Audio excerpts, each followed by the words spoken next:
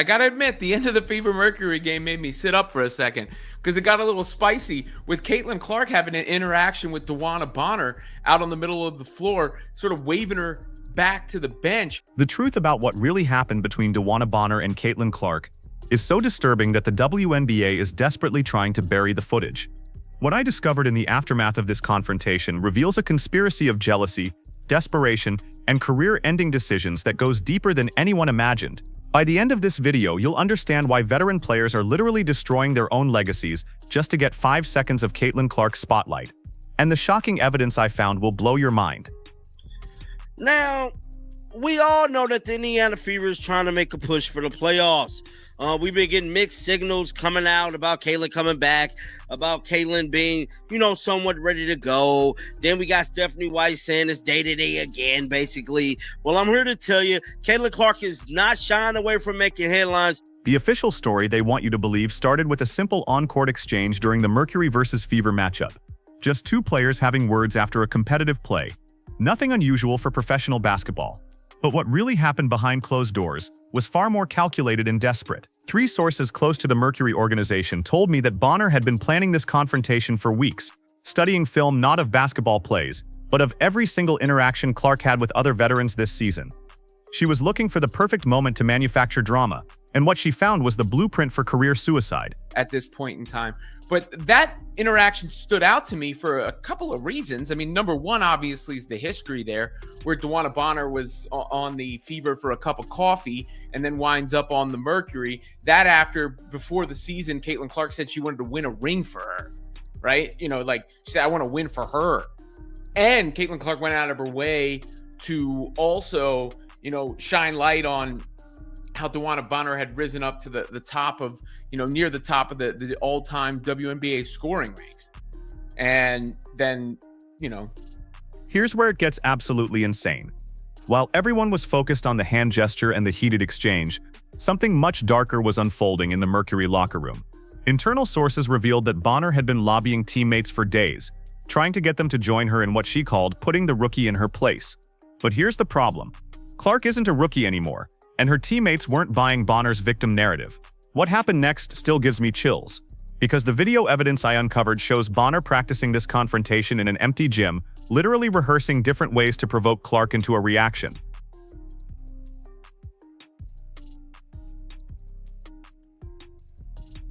The moment Bonner stepped up to Clark in that arena, she had no idea she was walking into a trap that Clark didn't even set.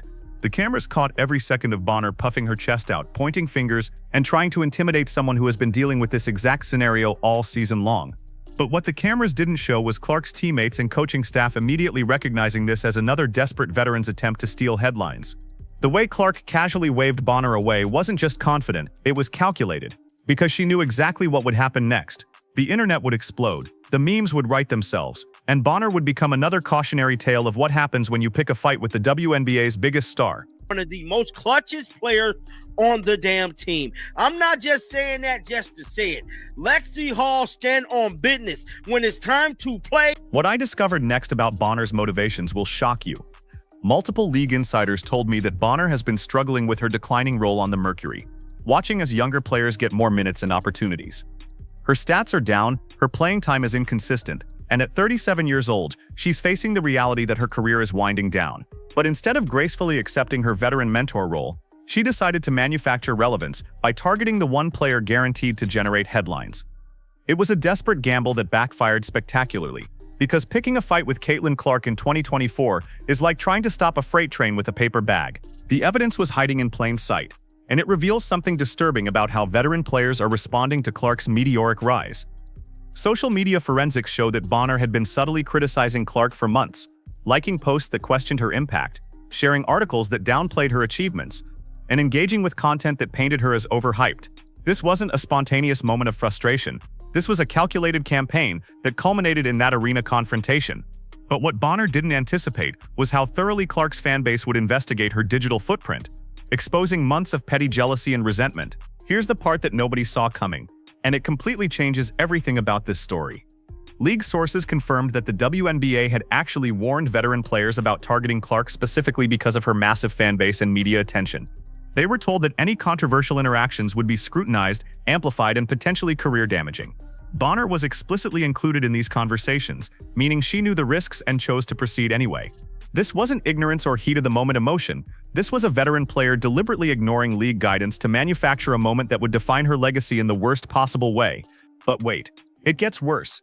Because the financial implications of Bonner's decision are staggering. Sponsorship executives told me that brands are now actively avoiding partnerships with players who create negative storylines around Clark, because her fan base has proven they will organize boycotts and social media campaigns that can tank a company's reputation overnight. Bonner's confrontation with Clark has already cost her at least 3 potential endorsement deals worth a combined 6 figures, and marketing agencies are quietly removing her from campaign considerations. She traded potential financial security for 15 seconds of manufactured drama, and the long-term consequences are still unfolding. The real story starts here, and it exposes how Clark has fundamentally changed the power dynamics in the WNBA without even trying.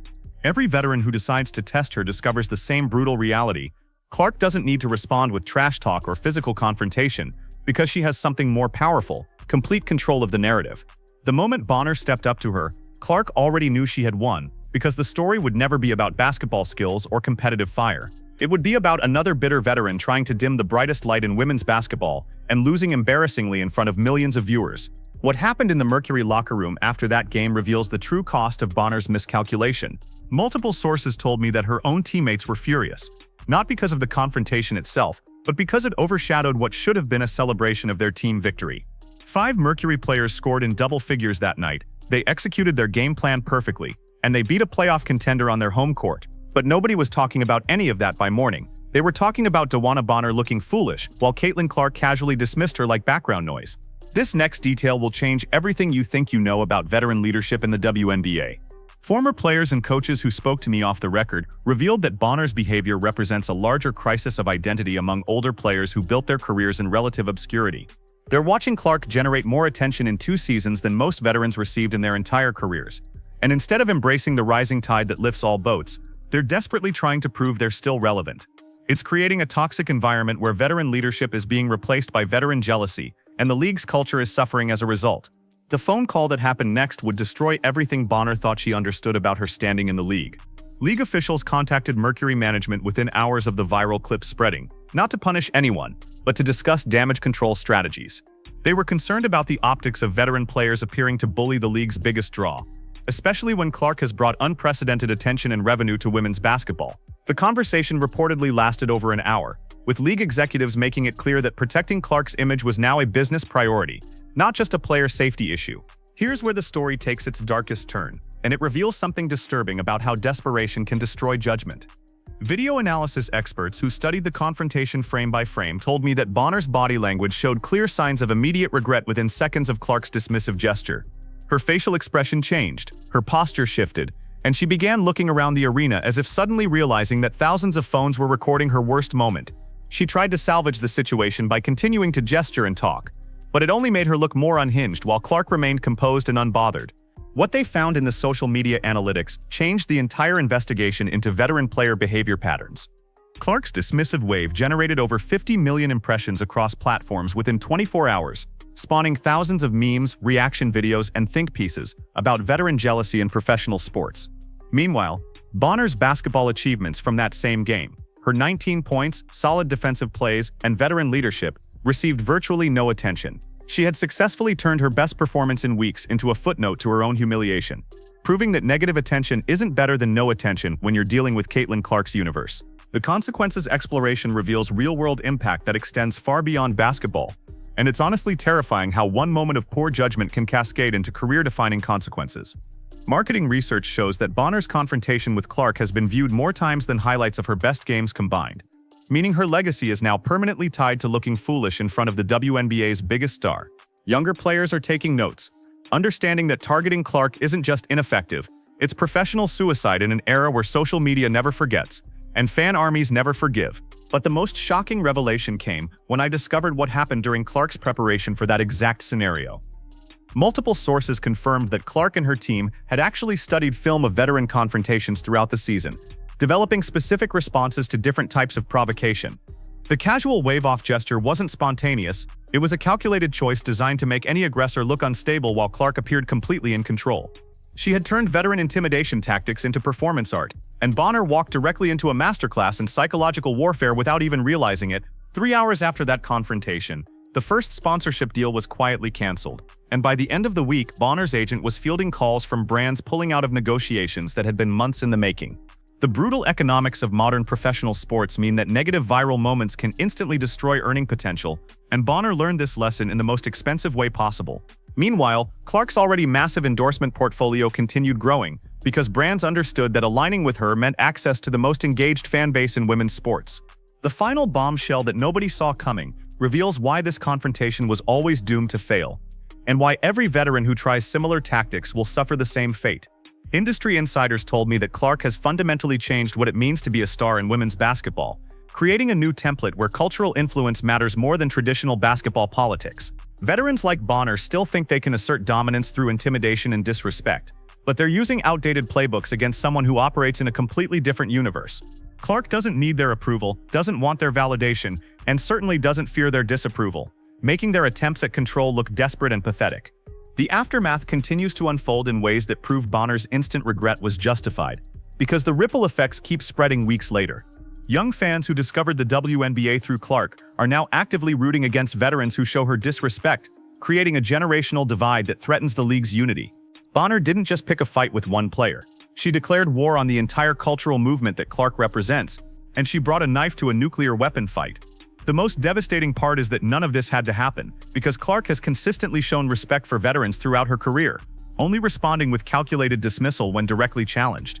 What I uncovered in the final analysis still gives me chills, because it reveals how completely Bonner misunderstood the power dynamics at play.